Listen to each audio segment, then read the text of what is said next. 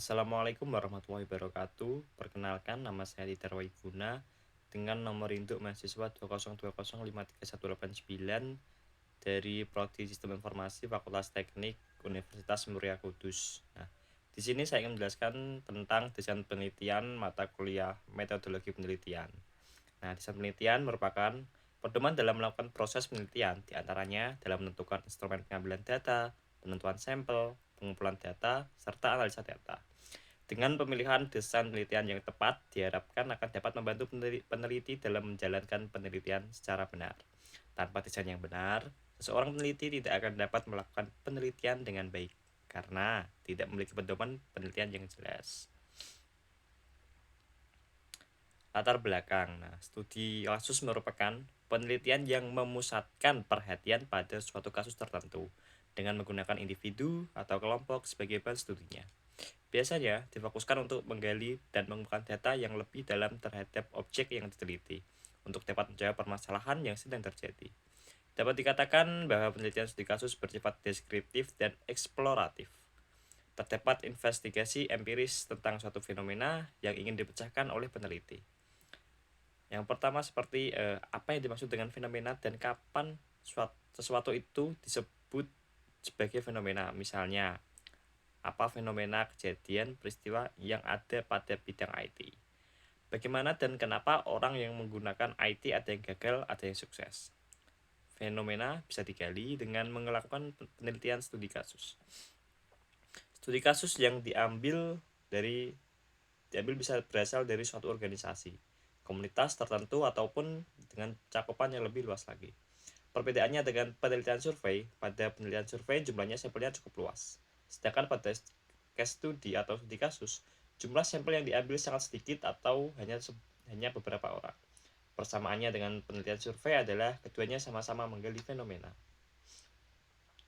Berikut merupakan konsep menurut para ahli. Nah, beberapa pengertian dalam yang pertama itu menurut Yin dikembangkan pada tahun 2002, yaitu studi kasus dapat digambarkan sebagai proses pencarian pengetahuan yang empiris untuk menyelidiki dan meneliti berbagai fenomena dalam konteks kehidupan nyata.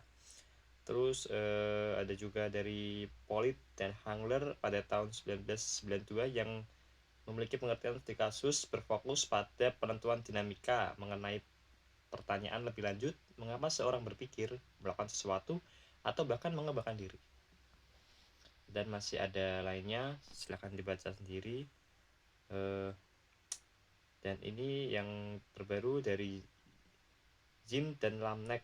Nah, menyatakan bahwa studi kasus adalah suatu strategi riset penelaahan empiris yang menyelidiki suatu gejala dalam latar kehidupan nyata. Strategi ini dapat menyertakan bukti kuantitatif yang berstandar pada berbagai sumber dan perkembangan sebelumnya, dari berposisi teoritis. Studi kasus dapat menggunakan bukti nyata yang bersifat kuantitatif maupun kualitatif. Penelitian dengan subjek tunggal memberikan kerangka kerja statistik untuk membantu inferensi dari data studi kasus kuantitatif. Tujuan melakukan penelitian adalah studi kasus sebagai berikut. Nah, peneliti menggunakan metode untuk memahami atau menyesuaikan perasaan yang diteliti. Nah, ini secara umum ya. Terus selanjutnya ada efektif untuk menunjukkan hubungan responden dengan peneliti. Terus yang ketiga dan terakhir memungkinkan para pembaca untuk menemukan hasil yang berkaitan dengan konsisten gaya, faktual, dan internal, yaitu berupa kepercayaan pada hasil penelitian tersebut. Berikut merupakan tujuan secara spesifik dari studi kasus, seperti yang pertama ada pada bidang psikologi, dapat mengungkap atau mendapatkan informasi pada suatu perilaku, sikap, respon, pemikiran kognitif, dan sebagainya. Pada bidang sosiologi, dapat mengkaji secara mendalam mengenai interaksi antar komunitas, organisasi, masyarakat, dan sebagainya. Terus yang ketiga ada pada bidang eksperimen, dapat menemukan suatu teori atau menghasilkan teori baru. Jenis-jenis penelitian studi kasus. Yang pertama ada studi kasus explanatory. Studi kasus explanatory merupakan studi yang cocok digunakan untuk penelitian dengan jenis studi kasus casual. Penelitian studi kasus explanatory bertujuan untuk memaparkan atau menjelaskan suatu hubungan antara dua variabel atau lebih. Selain itu, tujuan explanatory yaitu menunjukkan data-data dan deskripsi mengenai investigasi casual. Contohnya, studi mengenai politik, ekonomi, dan sebagainya. Terus yang kedua ada studi kasus eksploratory. Tujuan kasus eksploratory merupakan studi yang dilakukan sebelum adanya pertanyaan, penelitian, dan hipotesis yang dibuat oleh peneliti. Studi kasus ini bisa disebut dengan studi awalan atau pendahuluan pada penelitian. Maka dari itu, peneliti diharuskan untuk melakukan penelitian dengan runtut dan sistematis sesuai dengan rancangan penelitian. Contohnya adalah mengenai sensus penduduk. Terus yang ketiga ada studi kasus deskriptif.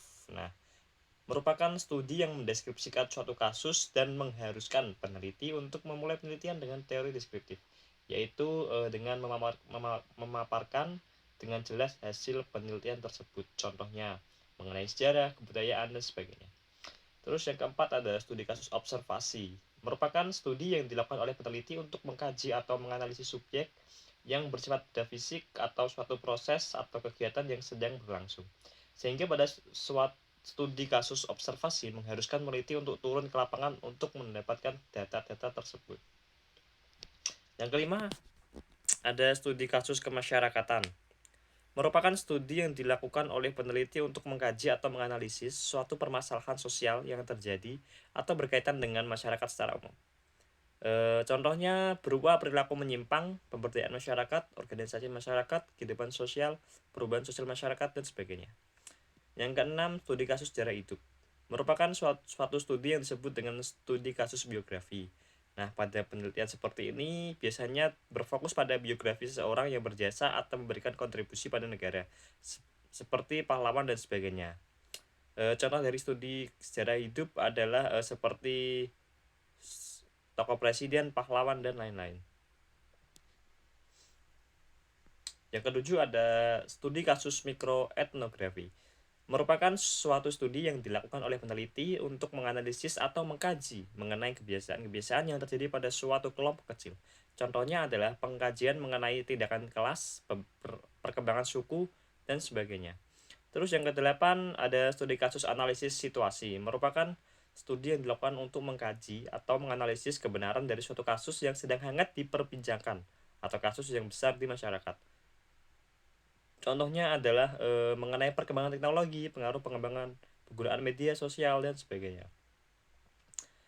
Bentuk studi kasus berdasarkan permasalahan penelitian. Yang pertama, studi kasus instrumental tunggal. Merupakan studi kasus yang menganalisis atau mengkaji sebuah kasus dan menjelaskannya dengan deskripsi. Pada penelitian ini, kasus tersebut menjadi instrumen untuk penggambaran secara rinci. Yang kedua ada studi kasus jamak. Merupakan studi kasus yang menganalisis atau mengkaji lebih dari satu atau banyak kasus pada sebuah penelitian. Penelitian ini juga bisa mengkaji satu permasalahan namun banyak isu yang digunakan sehingga penelitian ini dapat dikatakan penelitian yang kompleks. Yang ketiga ada studi kasus mendalam, merupakan studi kasus menganalisis atau mengkaji suatu kasus yang memiliki ciri khas atau keunikan. Penelitian ini hampir mirip dengan penelitian naratif, namun prosedur dalam kajiannya lebih rinci, sehingga sangat berkaitan dengan konteks. Ciri-ciri penelitian studi kasus yang baik. Yang pertama yaitu memandang objek penelitian sebagai kasus atau permasalahan. Terus yang kedua ada memandang kasus sebagai fenomena yang bersifat kontemporer. Yang ketiga ada dilakukan berdasarkan kenyataan atau fakta yang ada. Ini contohnya tidak diubah-ubah atau dilebih-lebihkan, itu tidak boleh, atau dikurangi, harus apa adanya sesuai dengan fakta yang ada. Selanjutnya menggunakan berbagai sumber data untuk diteliti. Terus yang terakhir ada menggunakan teori yang sesuai sebagai pedoman atau acuan penelitian.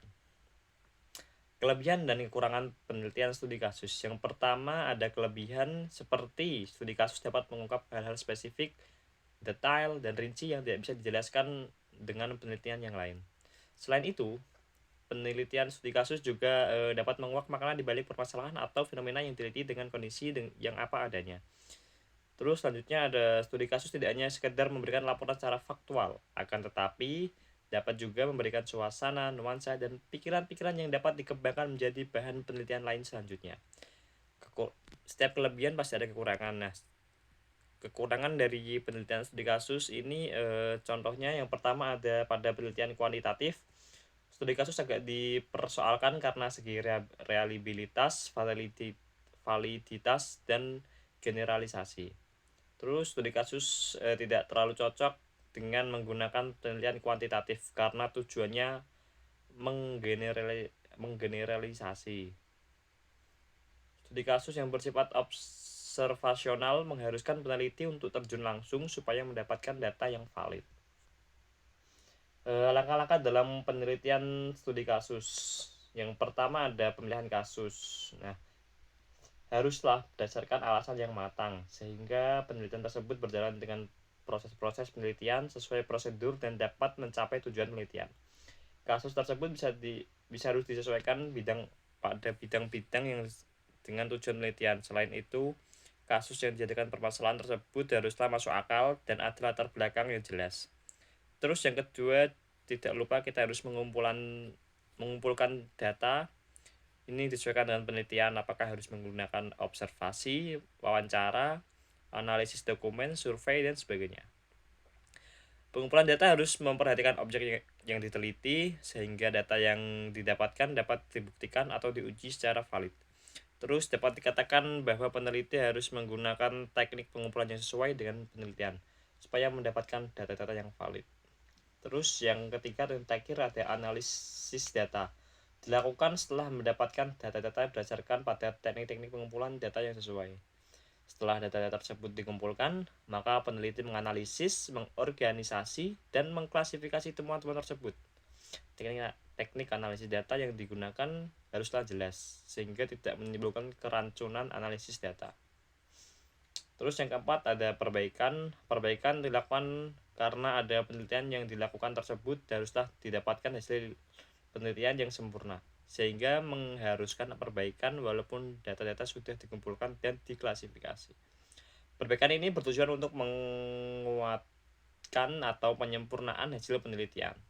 Bisa jadi penelitian ternyata membutuhkan data-data baru sehingga peneliti harus terjun lagi ke lapangan untuk mendapatkan data-data tersebut. Yang kelima ada penulisan lapor.